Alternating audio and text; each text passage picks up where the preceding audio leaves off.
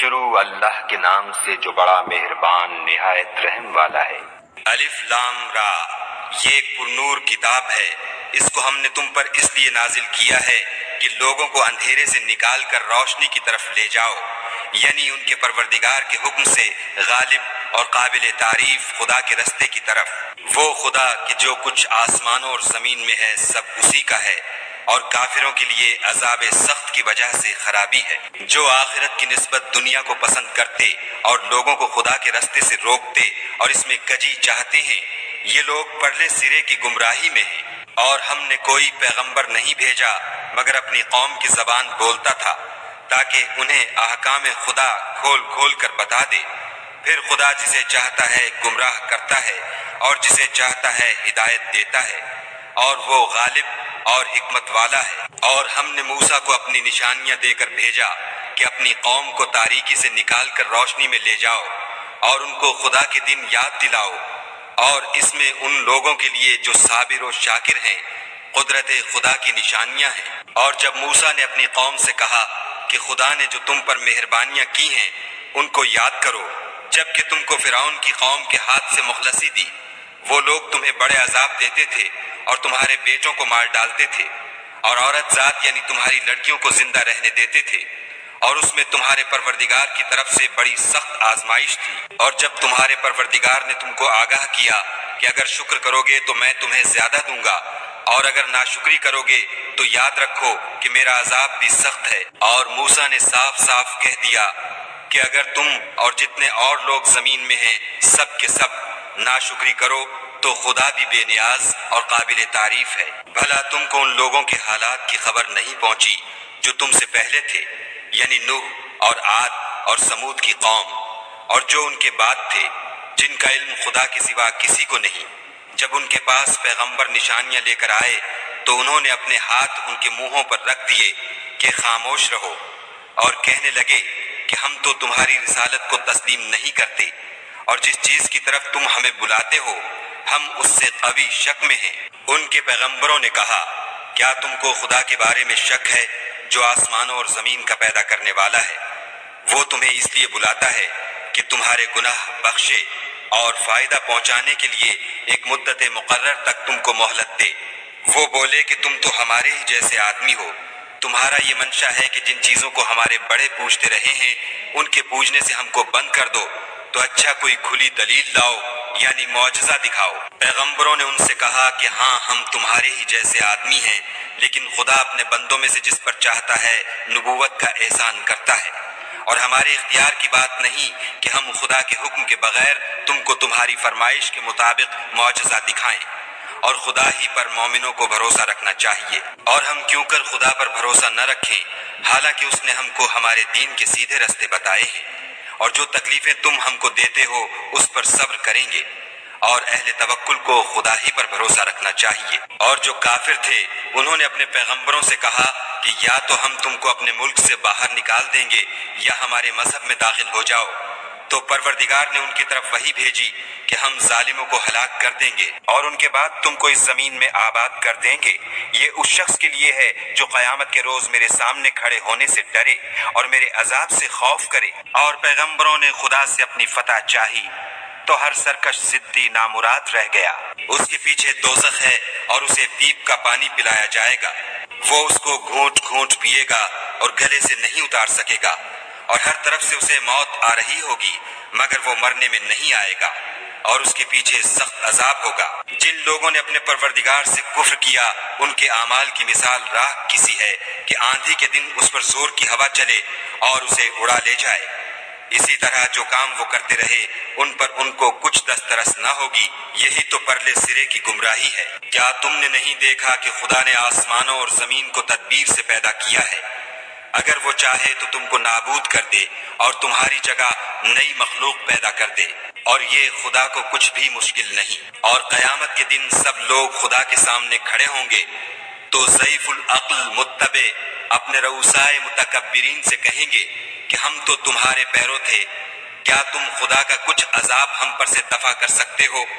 وہ کہیں گے کہ اگر خدا ہم کو ہدایت کرتا تو ہم تم کو ہدایت کرتے، اب ہم گھبرائیں یا صبر کریں ہمارے حق میں برابر ہے۔ کوئی جگہ گریز اور رہائی کی ہمارے لیے نہیں ہے۔ جب حساب کتاب کا کام فیصل ہو چکے گا تو شیطان کہے گا جو وعدہ خدا نے تم سے کیا تھا وہ تو سچا تھا، اور جو وعدہ میں نے تم سے کیا تھا وہ جھوٹا تھا، اور میرا تم پر کسی طرح کا زور نہیں تھا۔ ہاں، میں نے تم کو گمراہی اور باطل کی طرف بلایا تو تم نے جلدی سے اور بے دلیل میرا کہنا مان لیا، تو آج مجھے ملامت نہ کرو، اپنے آپ ہی کو ملامت کرو۔ نہ میں تمہاری فریاد رسی کر سکتا ہوں اور نہ تم میری فریاد رسی کر سکتے ہو۔ میں اس بات سے انکار کرتا ہوں کہ تم پہلے مجھے شریک بناتے تھے۔ بے شک جو ظالم ہیں ان کے لیے درد دینے والا عذاب ہے، اور جو ایمان لائے اور عمل نیک کیے وہ بہشتوں میں داخل کیے جائیں گے جن کے نیچے نہریں بہہ رہی ہیں، اپنے پروردگار کے حکم سے ہمیشہ ان میں رہیں گے، وہاں ان کی صاحب سلامت سلام ہوگا۔ کیا تم نے نہیں دیکھا کہ خدا نے پاک بات کی کیسی مثال بیان فرمائی ہے؟ وہ ایسی ہے جیسے پاکیزہ درخت جس کی جڑ مضبوط یعنی زمین کو پکڑے ہوئے ہو اور شاخیں آسمان میں، اپنے پروردگار کے حکم سے ہر وقت پھل لاتا اور میوے دیتا ہو۔ اور خدا لوگوں کے لیے مثالیں بیان فرماتا ہے تاکہ وہ نصیحت پکڑیں۔ اور ناپاک بات کی مثال ناپاک درخت کسی ہے، نہ جڑ مستحکم نہ شاخیں بلند، زمین کے اوپر ہی سے اکھیڑ کر پھینک دیا جائے، اس کو ذرا بھی قرار و ثبات نہیں۔ خدا مومنوں کے دلوں کو صحیح اور پکی بات سے دنیا کی زندگی میں بھی مضبوط رکھتا ہے اور آخرت میں بھی رکھے گا، اور خدا بے انصافوں کو گمراہ کر دیتا ہے، اور خدا جو چاہتا ہے کرتا ہے۔ کیا تم نے ان لوگوں کو نہیں دیکھا جنہوں نے خدا کے احسان کو ناشکری سے بدل دیا اور اپنی قوم کو تباہی کے گھر میں اتارا؟ وہ گھر دوزخ ہے، سب ناشکرے اس میں داخل ہوں گے اور وہ برا ٹھکانہ ہے۔ اور ان لوگوں نے خدا کے شریک مقرر کیے کہ لوگوں کو اس کے رستے سے گمراہ کریں۔ کہہ دو کہ چند روز فائدے اٹھا لو، آخر کار تم کو دوزخ کی طرف لوٹ کر جانا ہے۔ اے پیغمبر صلی اللہ علیہ وآلہ وسلم،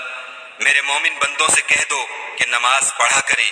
اور اس دن کے آنے سے پیشتر جس میں نہ اعمال کا سودا ہوگا اور نہ دوستی کام آئے گی، ہمارے دیے ہوئے مال میں سے در پردہ اور ظاہر خرچ کرتے رہے۔ خدا ہی تو ہے جس نے آسمانوں اور زمین کو پیدا کیا اور آسمان سے مے برسایا، پھر اس سے تمہارے کھانے کے لیے پھل پیدا کیے، اور کشتیوں اور جہازوں کو تمہارے زیر فرمان کیا تاکہ دریا اور سمندر میں اس کے حکم سے چلیں، اور نہروں کو بھی تمہارے زیر فرمان کیا، اور سورج اور چاند کو تمہارے لیے کام میں لگا دیا کہ دونوں دن رات ایک دستور پر چل رہے ہیں، اور رات اور دن کو بھی تمہاری خاطر کام میں لگا دیا، اور جو کچھ تم نے مانگا سب میں سے تم کو عنایت کیا، اور اگر خدا کے احسان گننے لگو تو شمار نہ کر سکو، مگر لوگ نعمتوں کا شکر نہیں کرتے۔ کچھ شک نہیں کہ انسان بڑا بے انصاف اور ناشکر ہے۔ اور جب ابراہیم نے دعا کی کہ میرے پروردگار اس شہر کو لوگوں کے لیے امن کی جگہ بنا دے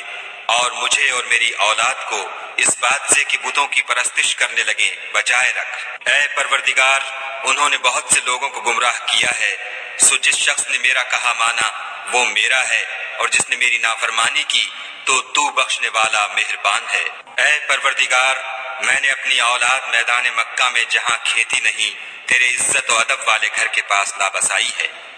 اے پروردگار، تاکہ یہ نماز پڑھیں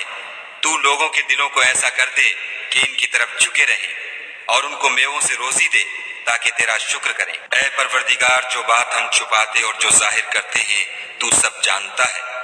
اور خدا سے کوئی چیز مخفی نہیں، نہ زمین میں نہ آسمان میں۔ خدا کا شکر ہے جس نے مجھ کو بڑی عمر میں اسماعیل اور اسحاق بخشے،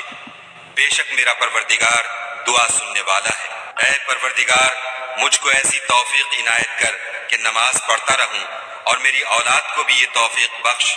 اے پروردگار، میری دعا قبول فرما۔ اے پروردگار، حساب کتاب کے دن مجھ کو اور میرے ماں باپ کو اور مومنوں کو مغفرت کیجو۔ اور مومنوں، مت خیال کرنا کہ یہ ظالم جو عمل کر رہے ہیں خدا ان سے بے خبر ہے، وہ ان کو اس دن تک مہلت دے رہا ہے جبکہ دہشت کے سبب آنکھیں کھلی کی کھلی رہ جائیں گی، اور لوگ سر اٹھائے ہوئے میدان قیامت کی طرف دوڑ رہے ہوں گے، ان کی نگاہیں ان کی طرف لوٹ نہ سکیں گی، اور ان کے دل مارے خوف کے ہوا ہو رہے ہوں گے۔ اور لوگوں کو اس دن سے آگاہ کر دو جب ان پر عذاب آ جائے گا، تب ظالم لوگ کہیں گے کہ اے ہمارے پروردگار، ہمیں تھوڑی سی مدت مہلت عطا کر تاکہ ہم تیری دعوت توحید قبول کریں اور تیرے پیغمبروں کے پیچھے چلیں تو جواب ملے گا، کیا تم پہلے قسمیں نہیں کھایا کرتے تھے کہ تم کو اس حال سے جس میں تم ہو زوال اور قیامت کو حساب اعمال نہیں ہوگا؟ اور جو لوگ اپنے آپ پر ظلم کرتے تھے تم ان کے مکانوں میں رہتے تھے، اور تم پر ظاہر ہو چکا تھا کہ ہم نے ان لوگوں کے ساتھ کس طرح کا معاملہ کیا تھا، اور تمہارے سمجھانے کے لیے مثالیں بیان کر دی تھیں، اور انہوں نے بڑی بڑی تدبیریں کی، اور ان کی سب تدبیریں خدا کے ہاں لکھی ہوئی ہیں۔ گو وہ تدبیریں ایسی غضب کی تھیں کہ ان سے پہاڑ بھی ٹل جائیں، تو ایسا خیال نہ کرنا کہ خدا نے جو اپنے پیغمبروں سے وعدہ کیا ہے اس کے خلاف کرے گا۔ بے شک خدا زبردست اور بدلہ لینے والا ہے۔ جس دن یہ زمین دوسری زمین سے بدل دی جائے گی اور آسمان بھی بدل دیے جائیں گے،